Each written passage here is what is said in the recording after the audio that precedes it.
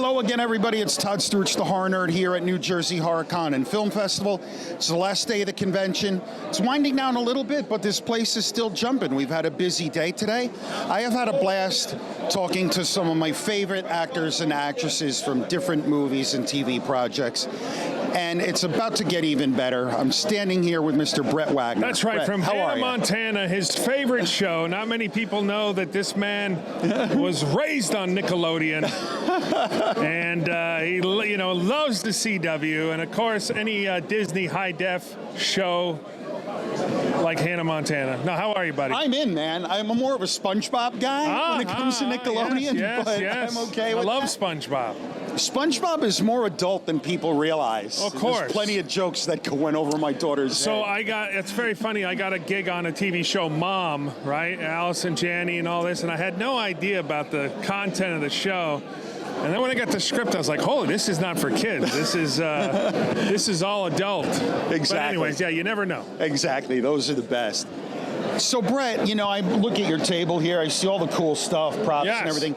So, you stepped into the role of Leatherface. Yes. What is it like stepping into such an iconic role that is so well known by horror fans? I started acting 30 years ago because I wanted to be in horror movies. So when I got the opportunity to audition for Leatherface, and then I got it, and then a week after I was filming, I got hurt, and then replaced, I got heat stroke, and then Andrew came in to finish the movie. At first, I was like, oh, this is terrible. But, 20 years later, I'm like, hey, at least I got to play Leatherface, and I can say I'm one of the select few. I was geared up to do it anyways because I just love that kind of thing, and very rarely do you get an opportunity to play an iconic role. So, yeah, I didn't really need much. I watched every single movie 3 times, from one to before that, and R.A. Mihailov's a good friend of mine, ask him a few times, some questions on stuff, but, you just try to make it your own. Sure. Why do you think this particular franchise and character stands the test of time? He's the first serial killer in the movies, really. I mean, there's other guys, your Universal horror movies, your Romero, Night of the Living Dead, it had all this good stuff, Dawn of the Dead, but 1974, and it could be real, right? So people, I think, were like, God damn, this could be real. So I think that whole thing and the brutality, if you really look in the first 74 movies, not a lot of blood. There really isn't. Absolutely not. But you perceive it that it's like one of the scariest things. Gunnar Hansen was amazing. I mean, so that thought that could be real, I think people in 1974 were like, holy crap. Yeah. And then it's gotten better. Marcus Nispel directed ours, and the script for ours was so good and so crazy. And they, every Texas Chainsaw Massacre movie brings a little something to the table. So I like them all. Yeah, me too. Like any franchise, some I like better than others, of course. But that's how it goes. So I want to know what you think about this. Someone brought it up on social media as a theory. Leatherface is not really a villain. People sort of invaded his home. Sure. And he was defending his home and his family, right? Yeah, why not? Listen, in some parts of Kentucky, like you go up in the holler and mess around with the man's property, you're going to hear that banjo, right? So, yeah, it's, yeah, of course. I would do the same thing if anybody messed with my house or my wife or my dog. I don't know that I have meat hooks hanging around where I can just put someone on a hook, but I will figure something out to make sure you don't ever want to come back. All right, so Brett, you had said you had always wanted to do horror. Yeah. What was it that drew you to horror as a genre? Night of the Living Dead, Romero's 1968, Dawn of the Dead was one of my favorite movies. Any of the Christopher Lee as Dracula. Oh yeah. Hammer horror stuff, Outer Limits, Night of the Living Dead, Night Gallery, Children Shouldn't Play with Dead Things, this campy zombie That's a flick. Good one. I want to remake that so bad. Chud. Remember Chud? I had the poster. I love the poster. Yes, I remember. But so it just took a while for me to get in. I think the first acting gigs under makeup I did were Buffy and Angel.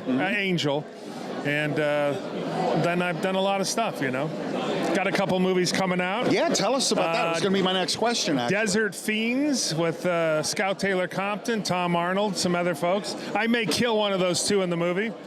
Fair enough. They have it Skate coming. to Hell. I'm filming Clown Motel 3 this year, and I may have read for a Marvel movie I can't talk about, which would be big. But yeah, I mean, I still love I love being able to go to the conventions and BS with folks and talk to directors and see folks and see what.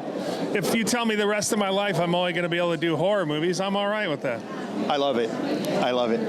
Brett, one final question for you. I love asking this because I'm always fascinated by the answers. Yeah. If there's one piece of advice you could give to up-and-coming actor or actress that wants to get into the business, what piece of advice would you give them? Save your money. No matter, get a good night gig so you have your days free for auditioning and whatnot, and just get into a good improv class, right? So you say, well, improv's comedy. Doesn't matter. When yes, some of it is comedy, but you get into an improv class, because if I go in and read for you, most actors they study it one way, and then the director may go, I don't know, let's do it this way, and all of a sudden you're like, what do I do? So being able to switch on a dime, be able to go, yes, give me a second. Okay, and take your time. You're always allowed. I mean, they always tell you this.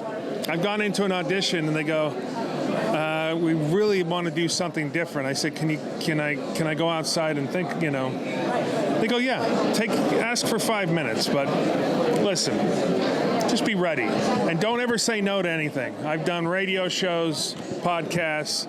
I was the voice of Monster Garage. Anytime an opportunity comes, I take it. And I don't consider myself just an actor. I'm an entertainer, right? So don't limit yourself to just acting. And commercials pay really well. So don't say, I just want to do movies. Bullshit.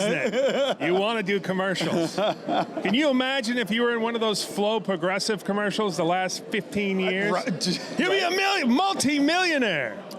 So just say yes to everything, try everything, never say no, and make sure you get out to Jersey and come to this festival. This convention. It's good. Good stuff. Brett, thank you so much for a few minutes of your time. My pleasure. I truly appreciate it. Good luck in all your future projects. Thank you, man. Thank you. And best always. Brett Wagner, everybody here at New Jersey HorrorCon and Film Festival. Todd Staruch signing off. We will see all of you in the next interview.